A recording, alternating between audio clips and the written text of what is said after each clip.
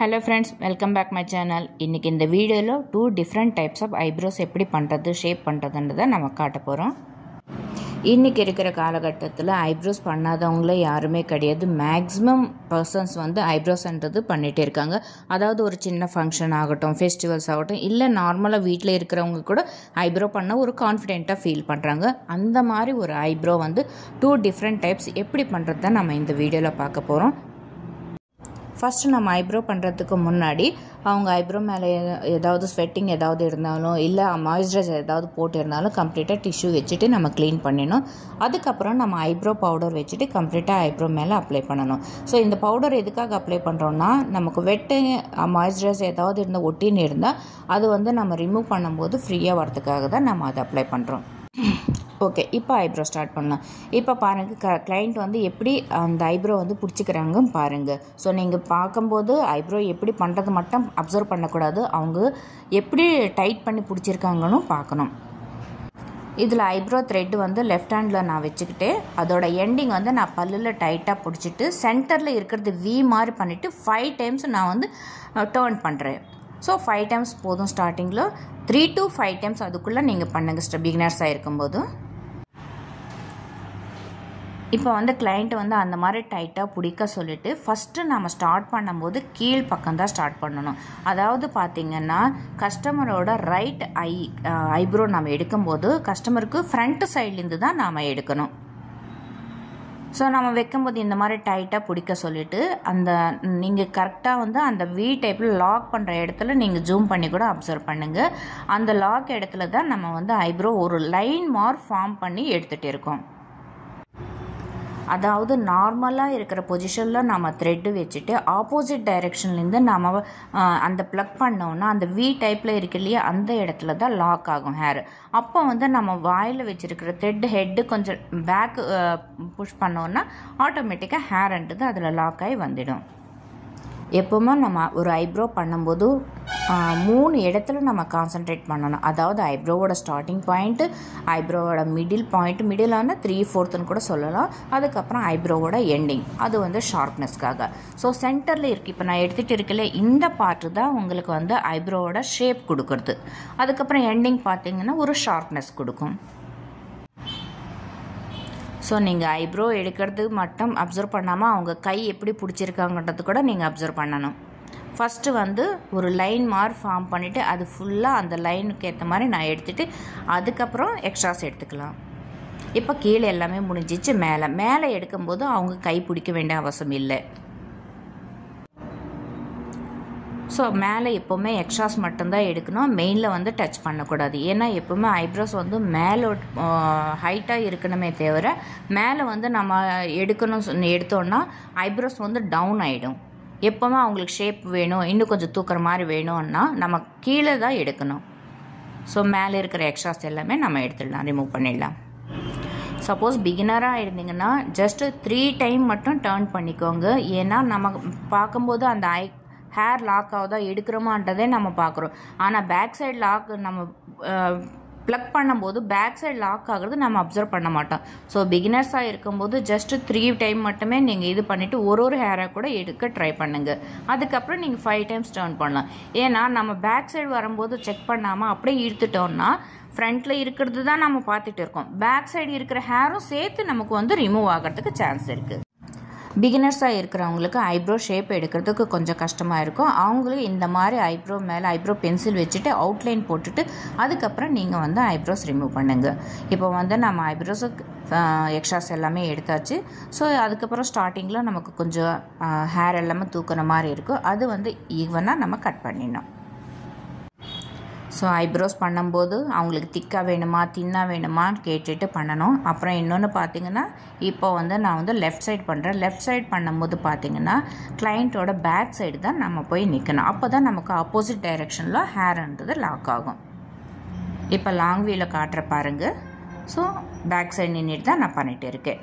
அதே மாதிரி அவங்களோட கை கூட நீங்கள் அப்சர்வ் பண்ணுங்கள்.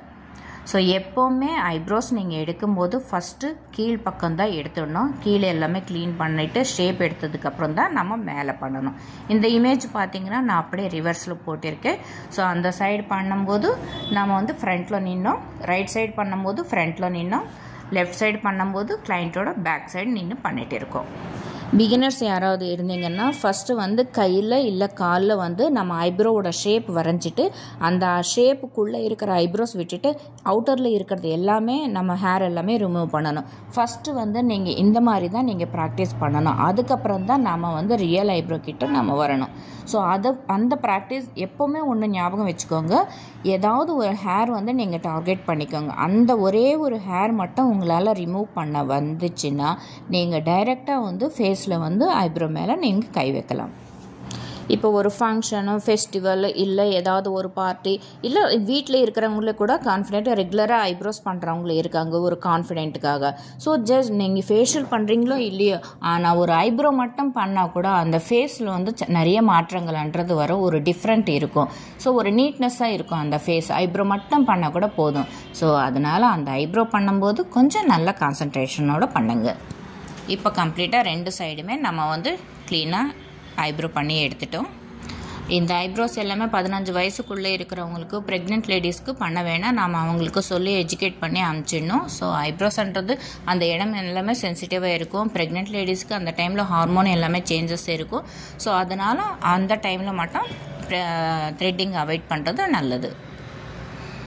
2 சைடு ஐப்ரோமே எல்லாமே முடிச்சதுக்கப்புறம் சென்டரில் கூட ஹேர் இருக்கும். அந்த மாதிரி சென்டரில் ஹேர் இருந்துச்சுன்னா இந்த மாதிரி சென்டரில் லாஸ்ட்டில், அதாவது 2 சைடு எடுத்ததுக்கப்புறம் தான் நம்ம சென்டரில் வந்து எடுத்துடணும். அதுக்கப்புறம் ஃபோர்ஹெட் ஏதாவது இருந்துச்சுன்னா அதுவும் க்ளீன் பண்ணிவிட்டு லாஸ்ட்டில் வந்து ஒரு ஜெல்லு, மாய்ஸ்சரைசர் ஏதாவது போட்டு லைட்டு மசாஜ் மாதிரி நம்ம கொடுக்கணும். ஐப்ரோ எல்லாமே நம்ம ப்ளக் பண்ணதுக்கப்புறம் அந்த இடத்துல போல்ஸ் எல்லாமே ஓப்பனில் இருக்கும். அந்த ஓப்பனில் இருந்துச்சு அப்படியே அவங்க விட்டுட்டாங்கன்னா இன்ஃபெக்ஷன் ஆகிறதுக்கு சான்ஸ் இருக்குது.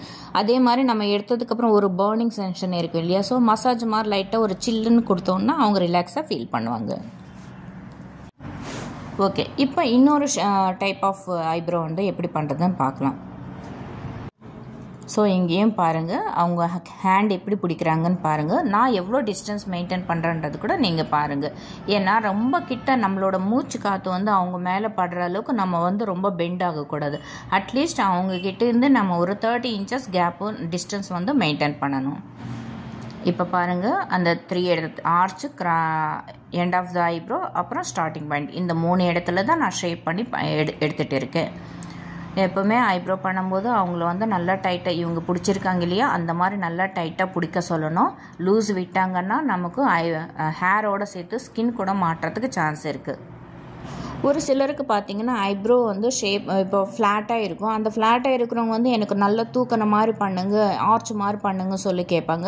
ஸோ அந்த மாதிரி பண்ண முடியாது. இருக்கிற ஐப்ரோ தான் நம்ம ஷேப் கொடுக்க முடியுமா தவிர இல்லாத ஷேப் வந்து நம்ம கொண்டு வர முடியாது. இவங்களுக்கு பார்த்திங்கன்னா ஃப்ளாட்டாக தான் இருக்குது. ஸோ ஃப்ளாட்டாக இருக்கும்போது ஓரளவுக்கு மட்டும்தான் நம்மளால் வந்து அந்த ஷேப் பண்ணுறது, அந்த ஆர்ச் மாதிரின்றது கொடுக்க முடியும். ரொம்ப ஷேப்பு தூக்கின மாதிரி நம்மளால் கொடுக்க முடியாது. பாருங்கள், ரைட் சைடு ஐப்ரோ பண்ணும்போது நான் அவங்களுக்கு ஃப்ரண்ட்டில் நின்றுட்டு பண்ணிகிட்டு இருக்கேன். லெஃப்ட் சைடு ஐப்ரோ பண்ணும்போது அவங்களுக்கு பேக் சைட்லேருந்து பண்ணிகிட்டு இருக்கேன். ஐப்ரோ பண்ணிகிட்டு இருக்கும்போது அவங்க லூஸு விட்டாலும் இல்லை சம்டைம்ஸ் ஸ்கின் மாட்டிக்கிட்டாலும் எதுவும் பயப்பட வேண்டிய அவசியம் இல்லை. ஐஸ் க்யூப்ஸும் ஐஸ் வாட்டர் இருக்கும் இல்லையா, அது காட்டனுக்குள்ளே டிப் பண்ணிவிட்டு லைட்டாக அவங்க அது மேலே வச்சிங்கன்னா கொஞ்சம் வந்து ரிலாக்ஸாக ஃபீல் பண்ணும்.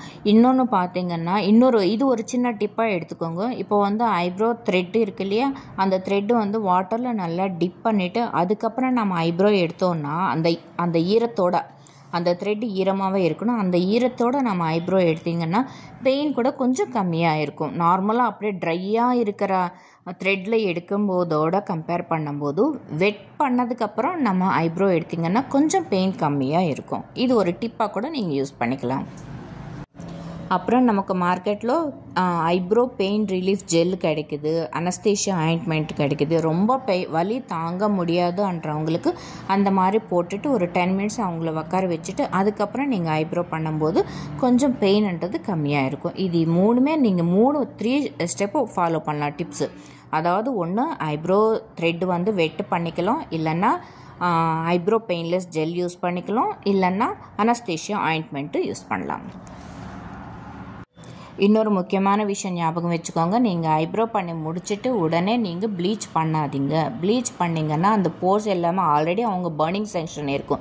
ப்ளீச்ன்றது கம்ப்ளீட்டாக கெமிக்கல். ஸோ அந்த பர்னிங்கு மேலே அந்த கெமிக்கல் போடும்போது ஆப்போசிட் ரியாக்ஷன் ஆகிறதுக்கு சான்ஸ் இருக்குது. அதனால் நீங்கள் ப்ளீச்சு த்ரெட்டிங் ரெண்டும் ஒன்றா வந்தாங்கன்னா ஃபஸ்ட்டு ப்ளீச் பண்ணி முடிச்சுட்டு கடைசியில் ஐப்ரோ பண்ணுங்கள். அதாவது ஃபேஷியல் பண்ணால் கூட ஃபேஷியல் ப்ளீச் டீடைன் எதுக்கு வந்தாலும் ஃபஸ்ட்டு நீங்கள் வந்து அந்த ஒர்க் முடிச்சுட்டு கடைசியில் வந்து நீங்கள் ஐப்ரோ பண்ணுங்கள். அப்போ எந்த ஒரு சைடு எஃபெக்ட்ஸும் வராது. இன்னொரு ப்ராப்ளம் என்னென்னா, ஃபோர்ஹெட்டெல்லாம் நம்ம எடுக்கும்போது ஒரு சிலருக்கு வந்து அங்கங்கே வேர்க்குற மாதிரி பபுள்ஸ் வரதுக்கு சான்ஸ் இருக்குது. அந்த மாதிரி வந்தாலும் நம்ம பயப்பட வேண்டிய அவசியம் இல்லை. ஐஸ் கியூப்ஸ் வச்சுட்டு லைட்டாக அவங்களை மசாஜ் பண்ண சொல்லுங்கள். இல்லை ஐஸ் வாட்டர் வச்சு லைட்டாக வாஷ் பண்ணாங்கன்னா கூட அது அப்படியே கண்ட்ரோல் ஆகும். ஓகே ஃப்ரெண்ட்ஸ், நம்ம பார்லரில் பியூட்டிஷியன் மேக்கப் ஆர்டிஸ்ட் கோர்ஸ் நடந்துகிட்டு இருக்குது. அது சம்மந்தப்பட்ட நிறைய வீடியோஸ் நான் போஸ்ட் பண்ணியிருக்கேன். உங்களை யாருக்காவது ஜாயின் பண்ணுற ஐடியா இருந்துச்சுன்னா வீடியோவில் இருக்கிற நம்பருக்கு காண்டாக்ட் பண்ணுங்கள். உங்களுக்கு நான் சொன்ன மெத்தடு வந்து டீச்சிங் வந்து உங்களுக்கு பிடிச்சிருந்தா சின்னதாக ஒரு லைக் போடுங்க. ஏதாவது டவுட்ஸ் ஏதாவது இருந்தால் நீங்கள் கமெண்ட் பண்ணிங்கன்னா நான் கண்டிப்பாக ஆன்சர் பண்ணுறேன். தேங்க்யூ. நெக்ஸ்ட் இன்னொரு வீடியோவில் மீட் பண்ணலாம். பாய்.